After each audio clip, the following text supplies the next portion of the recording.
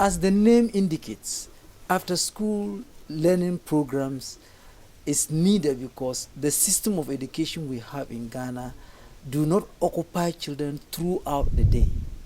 It occupies children between the hours of 7 in the morning till 12. And the parents of children are not able to provide the guided environment for children to learn, to play together. So we see it necessary to initiate such a program that will engage children to learn together through play after the normal school sessions, because the learning through play approach is not very common in our public schools in Ghana. The lessons in the school is different from the ASP, because in the school the teacher comes and teaches theory, but in the ASP lesson we do practicals. We do the practicals ourselves, and they teach us how to do it, and we learn how to do the practicals. ASP lessons are structured in 3 parts. We have the business aspect, we have the education aspect, and we have the evaluation aspect. The business aspect is normally what we call the start of the activity, where you make a roll call. The leaders or the president of the local group will introduce the meeting. The secretary will make a roll call to tell who is there and who is not there. If there are any other announcements, they make it in the first session.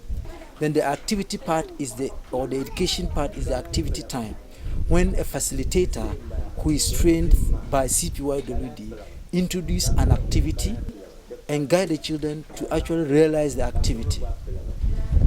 And the third part of it is the evaluation. After every activity, the children or the youth are guided to reflect on the activity, what impact it had on them, what went well, what didn't go well, what can be improved, and what they feel a skill they have acquired. You know, education or learning requires something new to be added to what already exists. And so children, upon reflection, will know what has been added to their personal skills, what has been added to their life, and what they feel can be changed to make the activity more interesting and more loving and more enjoying the next time they are engaged in such an activity.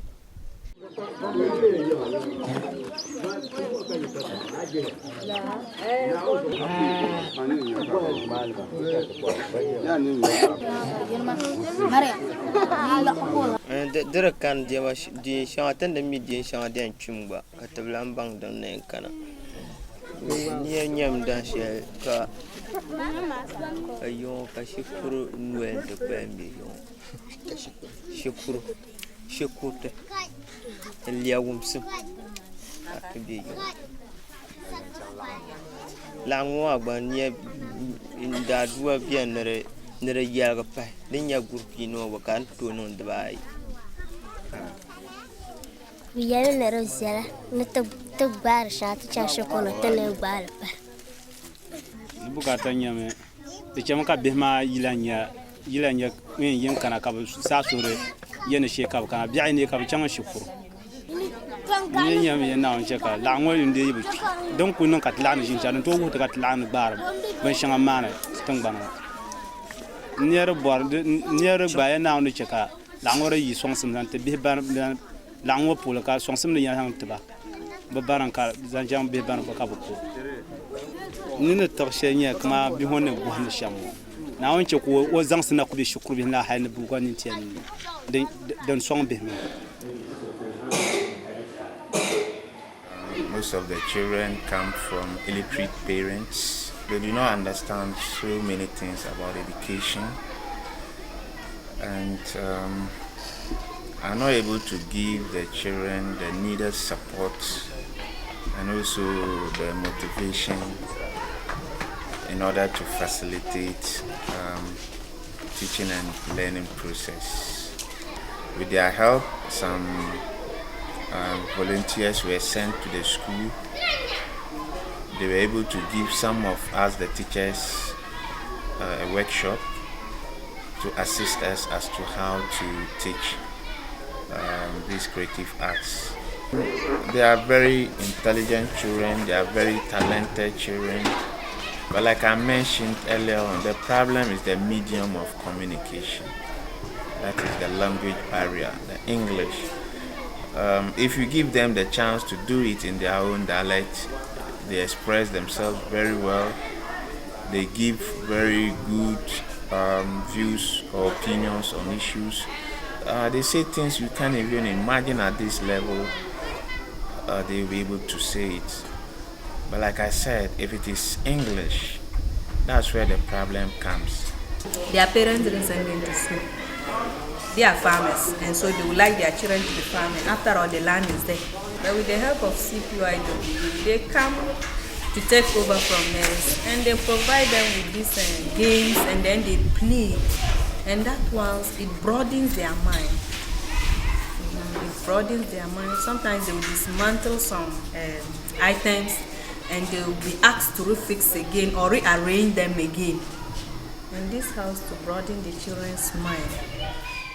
CPYWD, having been a partner to the school in the developmental aspects, have also gingered parents and children to come to the school because they have provided the children with playgrounds where they can actually have after school programs.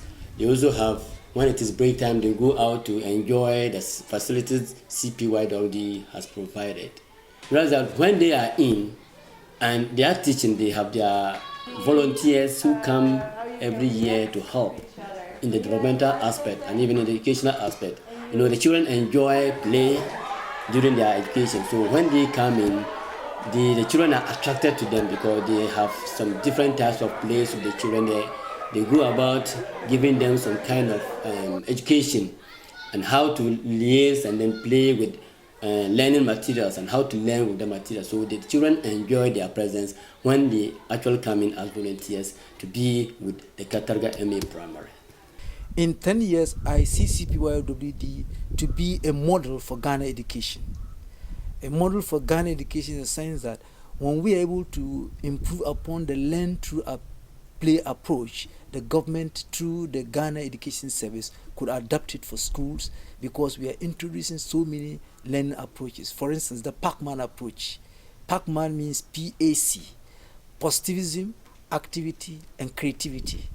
And also we introduce the competence-based approach, where we look at the competence of children in terms of life skills, which is missing in our educational system in Ghana. So we feel that in 10 years, CPYWD should be an outstanding model for the Ghana education system.